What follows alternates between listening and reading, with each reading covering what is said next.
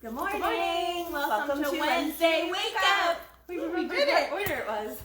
Oh, the dogs just moved the camera. Oh, the dogs are our comic relief each week. But now you need to move closer because you moved it a little. Okay. Okay, we're good. So, we are going to talk about kids and parents today. As you know, probably, I don't know, maybe you know, I have worked in early childhood since I was like 18. Life, and I don't have my own kids, but I love all things children. And my kids love all things Kim. And I love her kids. And so all through my, I've just become really, really passionate. I've always loved kids. Like from the time I was a little girl, I was actually a lot like Macy. I'm totally going off on a tangent, but you know how Macy just walks around singing? Yeah. And I think a lot of children do that, but I remember that being my thing of just walking around and singing and making all my friends feel better with a song. That was one of my That's still who you are as an adult. It is, but I lost some of that in the middle, but it's coming back. Anyway, so why are we talking today? We are talking today because,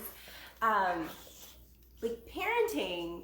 I totally lost track of where we were going. We're talking today because a lot of times, I'm going to jump in, then Kim will come back. For it. A lot of times, and I know when I was a parent, I was pretty young when I became a parent. I think I was 22. But when you become a parent, sometimes, and I think this is the norm, maybe not for everybody, but I got super stressed. I was like, how am I going to discipline? How am I going to be this authority, the authority in my house, all these different things. And it's kind of like, it was positive I was having kids, but it felt like all this new responsibility in kind of a negative way. I don't know, how was I going to mold my kids into society? That was the biggest stress. And we grew up, I watched Super Nanny as a late teenager. The houses we grew up in, it was just discipline was kind of all different, but it was always very structured in how do we get the kids to do what we want them to do. Anyway, we're coming here today to say that it doesn't have to be as tricky as we make it. There's another way. There is. We don't have to get all these different rules down, and if they do this, they need to sit in the corner for every minute that they're however old they are, and there's tons of different ideas out there. And I know everybody's doing the best they can with what they have, and I truly believed I got this. I got the Super Nanny. I took notes from her, and if my son, poor son, he was my guinea pig kid. As all first children are. He was, and he's so appreciative of the way we do things now. He tells me all the time, I'm so happy I can just talk to you guys. So, in the beginning, it was rough. It was there would be a tantrum, and there would be timeout. There would be a tantrum, there would be timeout, but there was no communication, and I don't know why we don't even really think about that sometimes. But there definitely is an easier way, and now in my mid-30s, I've realized that I can talk to my kids like they're humans, because they are. I talk to them now like they're my friend, and I know that is what's the word? People look down on saying that about your kids. Don't be friends with your kids, be their parent. Yeah, and there's a lot of rooted tradition and what's been passed down time and time again, but that doesn't necessarily mean it's right. Right. I always tell the story, but I won't tell the story. What? But just I was gonna go off on a tangent again just now. But I like your stories. All right, well, so I probably tell this a lot, so you'll probably hear it a lot. But it's somebody else's story of the family who always cut the end off the ham, and yeah, I love that story. Yeah, and the daughter said, "Why do we cut the end off the ham, Mom?" And the mom said, "I don't know. This is the way your grandma did it." And they're preparing their big meal, and blah, blah, blah. And so she said, "You'll have to ask your grandma." So she goes and asks the grandma, and she says, Grandma, why do we cut the end off the ham? The end looked good or whatever. And the grandma said, "Oh, that's because I only had a pan that fit the ham with the end cut off." And so there was no reason. And I think generally the story might go to the great grandma or something. But when things get passed down time and time again, and we just don't question it, we sometimes do things for stupid reasons. Yeah, and that aren't necessarily right. We're throwing away half the ham for no reason, or using it for something else when we could be having a bigger family meal. So when it comes down to kids, there is another way. And I feel really blessed that I started working in a child development lab and started working with people who looked at children like these precious little treasures. And so I started to learn, like, oh, that's making me tear up, because that is truly how I look at kids. They are our greatest gift. They're our best teacher. They do so much for us if we look at them as this special creature. And I think everybody who gets a new baby into their hands, who births a baby, or a dad, looks at the baby like that for that first day or so. But then you lose it when they become toddlers.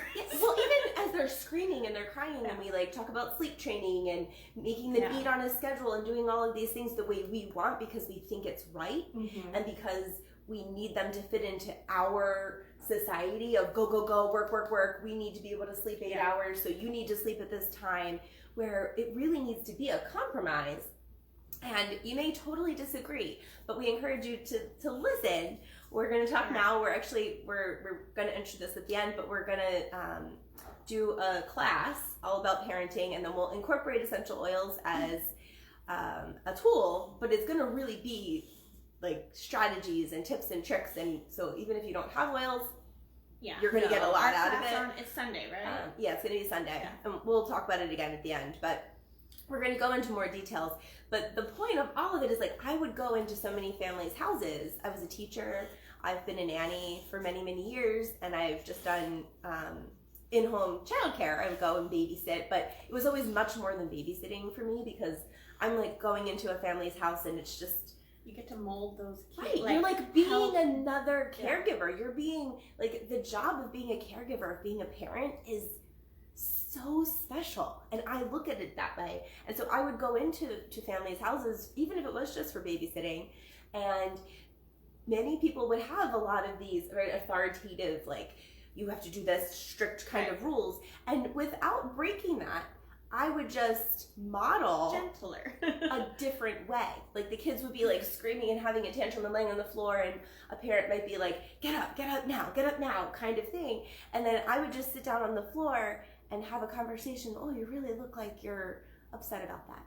And sometimes the child would just stop crying and look at me, and we would figure things out. And over and over, especially as you form a relationship. I mean, that's not on the first day, but as you form a relationship with that child, and they come to appreciate you and love you and care about you as much as you do, in a reciprocal. Yeah, it's like trust, and they don't have to have those throwing themselves on the ground, because they know they're going to be listened to. Then the parents would be like, "You're magic." Like, what? I don't know what it is. Like, they just are so good when you're here. Like, and it's not necessarily even in that moment. They'll just be like, when you're here, they listen. And for like the day after you leave, like, they do everything I say. And so then we slowly like turn in, we have like conversations about how to do things a little differently. And I've had so many different people appreciate that. Yeah. And so me too. I have learned so much. Yeah. And just, I mean, Kim has taught me a lot, and just observing it in my children, you don't realize that the stricter you are, the harder your children are. And you see, like, you think you're doing the right thing with like the timeouts and telling them, come on, let's go. Or they just have to be able to know how to function when they're out socially. And if you just slowed down for a little while and heard them, talked to them, validated their feelings, like Kim was saying, your life becomes so much easier. Now, I'm not saying it's perfect. There's going to be big emotions, because I think the biggest thing is, and Claudia's on right now, we were talking about last night, like, we feel these emotions as adults. I mean, we're not going to throw ourselves down on the floor and cry sometimes, but we have to realize as kids, they don't know how to channel those emotions into anything else. And so as adults, we have to realize, like, you know what? That would be really upsetting to me. And in a little 3-year-old body, this is the reaction, and that's okay. I'm going to hug them. I'm going to tell them it's okay. And I'm going to listen, because even things that seem silly to us, they're new in this world, and it's not silly to them. And it's huge to them. That's something I was talking to somebody at the playground, a dad the other day. Just that a lot of people think that kids have the easiest lives. Like they joke about all you have to do is play all day, and like, I wish I had that life. But it's freaking hard. I mean, they have to navigate everything, like, how to make friends, how to fit in, how to do things around the house, how to deal with their big emotions. And often to have no control. Yeah. Literally no control over what you do. Like when you wake up, like for kids who have to go to school or childcare, like they get woken up every day, they get put to sleep at a certain time when they're not necessarily tired. They have to eat when they want to eat. Some parents want them to eat everything on their plate, even if they're not hungry. So they're not being taught to follow their own instincts. They're not being taught, like that's something we talk about a lot, is that children are people, and people are born as whole beings. We don't know how to do a lot of things. We don't just like come out of the room running and eating steaks, but we know a lot. And we just, as society over time, have just forgotten that. And we condition it out of the kids, and then they're like instincts. Then they're like, okay, I don't know how to do anything. Tell me what to do. And then we have issues. Yeah, we get to adulthood and you can't boil water. You get to adulthood or even, a teenager or like go up and grab that. And they're like, what, huh? But if they were constantly... I think you get that with teenagers anyway. Maybe because not. hormones But if they were constantly part of their life and had that autonomy and they were part of the whole experience of growing, it's just much less. Yeah.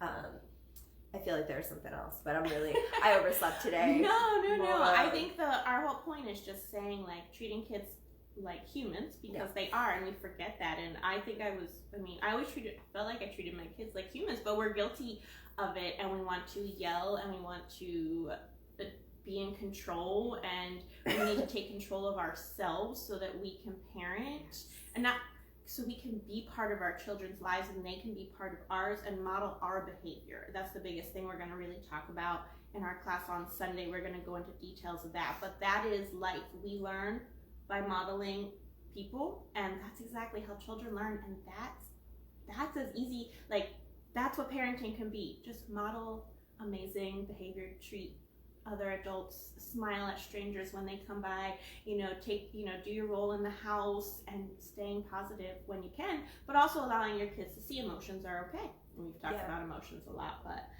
because that's what the hardest thing I think is for parents, is when they're like, I'm not going to bed, or I want this now. Like, it seems like they're demanding, and they're little, like, there are books that kids are like little primal cave people or something, and we should treat them like that. And all of those things work. Like, so you can, and we're going to talk about that in the class, like, these old style parenting strategies look like they work, but we have to see what they do in the long term. And a lot of people, I know we always said, like, I'm fine the way I grew up, or, that'll happen to me. That's how my parents did it, so that's how I'm going to do it. Even if you didn't like it when you were growing up, like, you felt like it demoralized you, you felt like you were sad all the time, but you learn that that's how my parents treated me, that's how my parents did it, and my parents loved me, because that doesn't mean that they don't love you. It's how they did it. So this must be what parenting is. And we are just here to say that it doesn't have to be, and that everybody's life can be better and richer and more fun. And your kids can be your little best friends. I tell my kids all day, every day, they're my little best friends.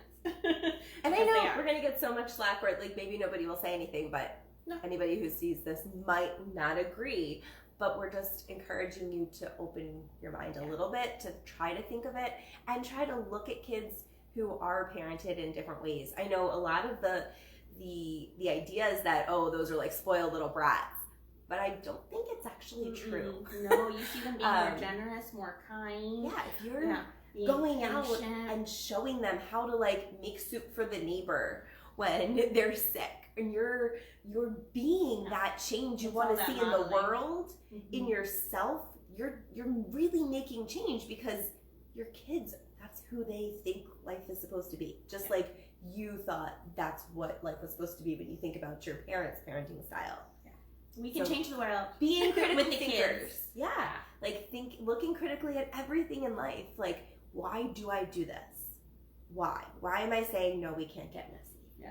Why am I saying you have to go to bed right now, even if we have nowhere to go tomorrow? Begin to think about those Just things. think why.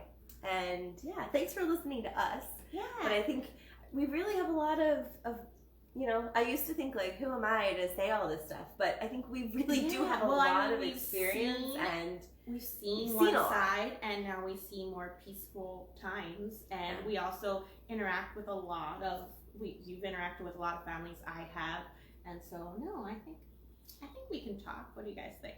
I think we got it. Okay, everybody have a great Wednesday, and if you want to hear our more in-detailed class, which will probably go on for about 2 hours now, maybe an hour and a half, it'll be on Sunday at 7, and we have a link on True Health with Jennifer page. It's called Evolving Parenting with Intention and Essential Oils. So there you go. Check it out. And that will give you some really practical like tips and tricks, like things that you can really do to make big change for yourself. Yeah. Like Jen said, like yourself, looking at yourself has to be the first thing. Yeah. So, all right. Have a really great Wednesday. Bye.